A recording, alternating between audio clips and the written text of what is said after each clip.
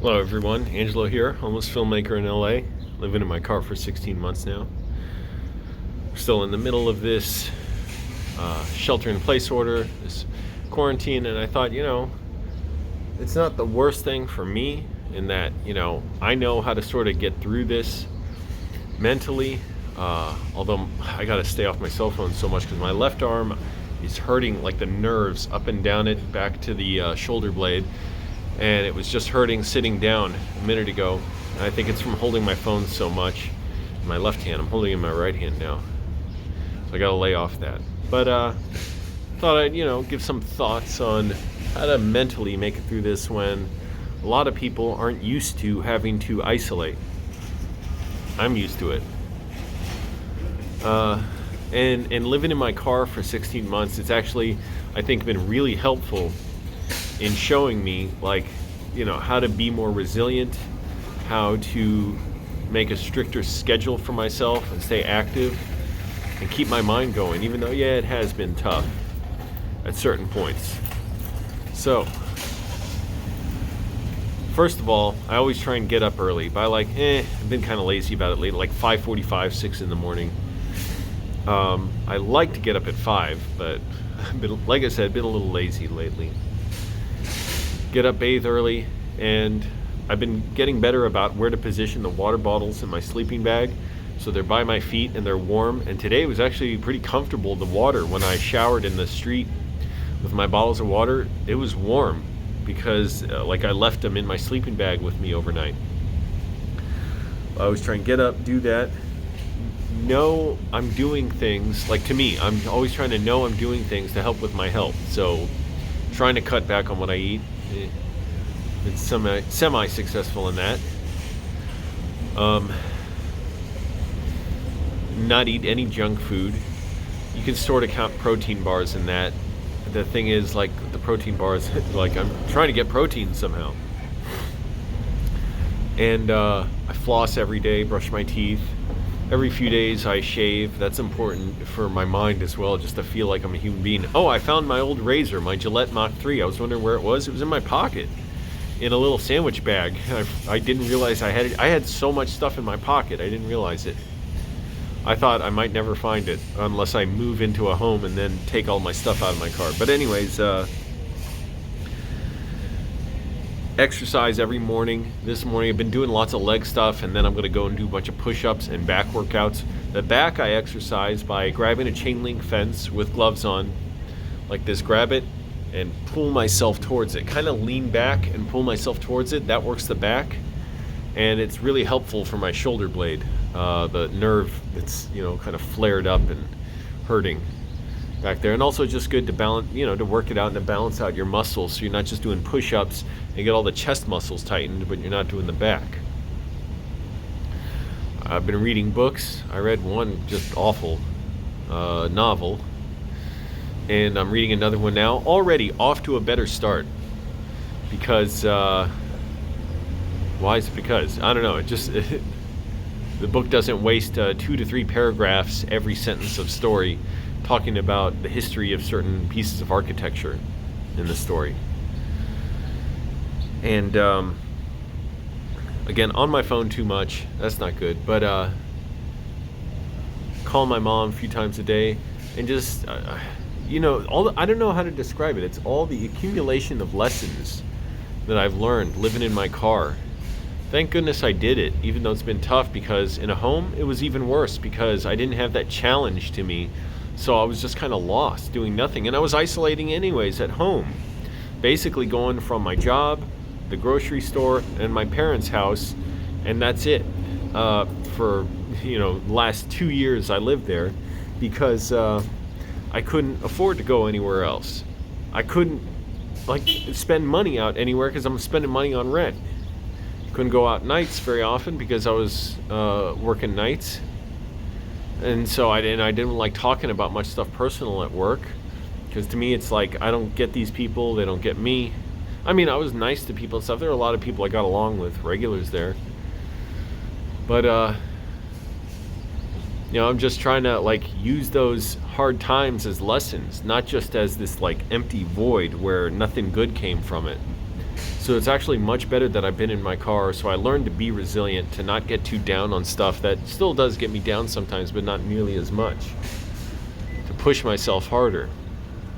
It's unfortunate. You only learn through that stuff. You don't learn through good times. Why do I have to learn so much through this stuff? Can't I just stop learning a little bit? Anyways.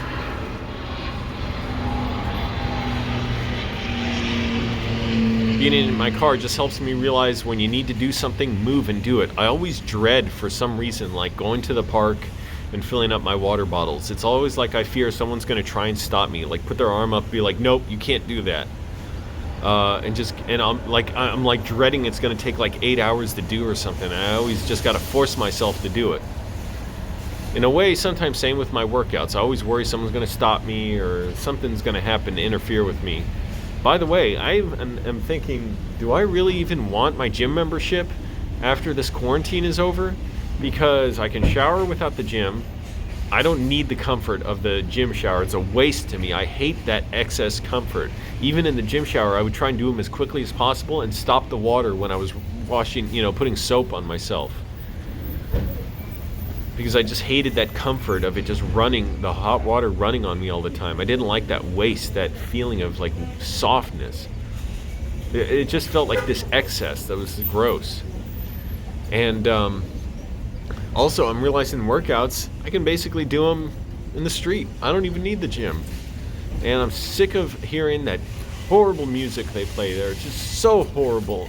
Seriously, there have been times where it was blaring in my head for like 24 hours straight. Also, at the gym, they play Fox News a lot at Planet Fitness. So, those scumbags at Fox News are getting people killed and imprisoned and tortured with their racist lies, with their xenophobia, and now with their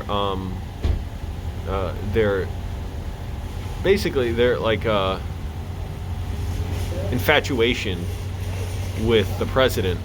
So they're willing to make stuff up, to lie, to say horrible things that perpetuate myths about this pandemic, and they don't give a damn who gets hurt. The whole important thing is keep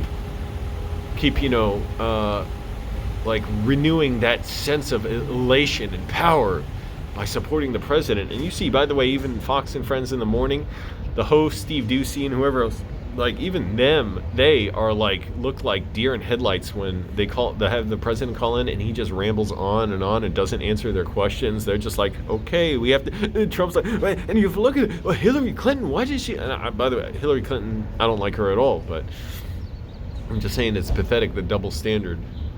And then they got to listen to him ramble on. Oh, anyways, what was I saying? Planet Fitness. Yeah, I'm trying to find new things that for me are important, and also just knowing everyone else is having to go through this too.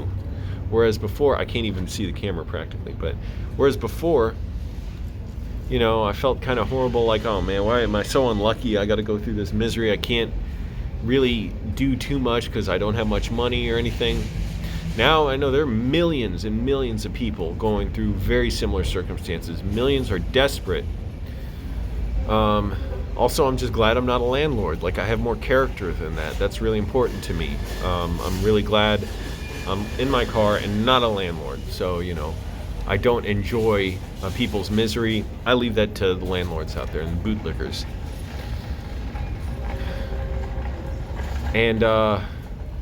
And other than that, the big thing is, it's such a simple thing, but it took so long to do. Just stop worrying about what's going to happen, what's coming ahead, or I will quickly get miserable and overwhelmed.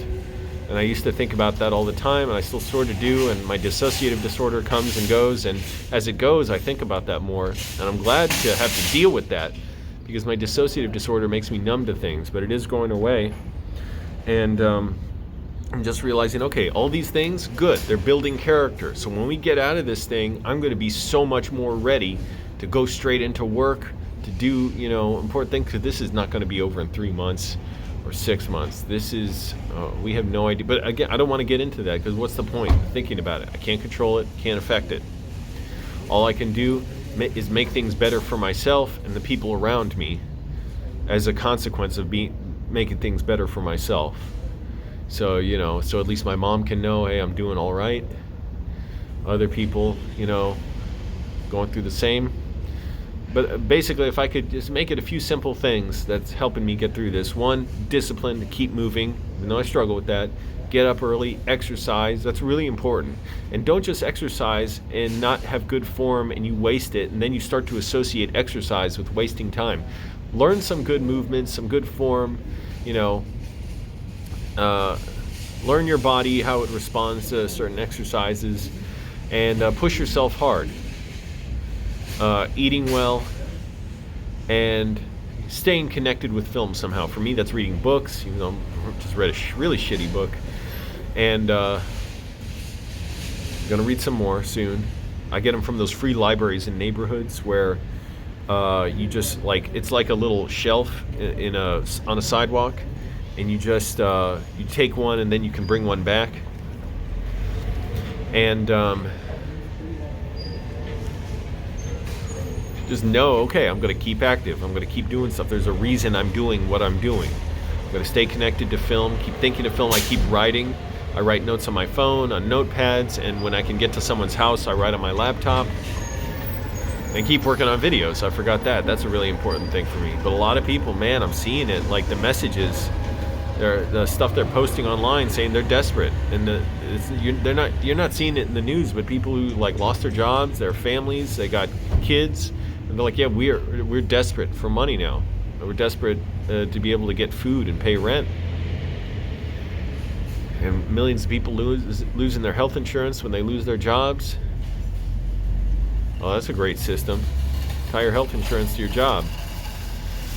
But anyways, like I said, I can't control all that. So it's important for me to just focus on what I can do right now. Don't panic about anything.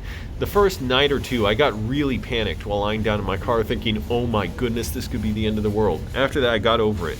I'm like, okay, this is the new normal now. I'm used to it. Anyways, that does it for me. I'm going to get back to doing what I'm doing. I'm going to go work out. And, let me know how you're all doing.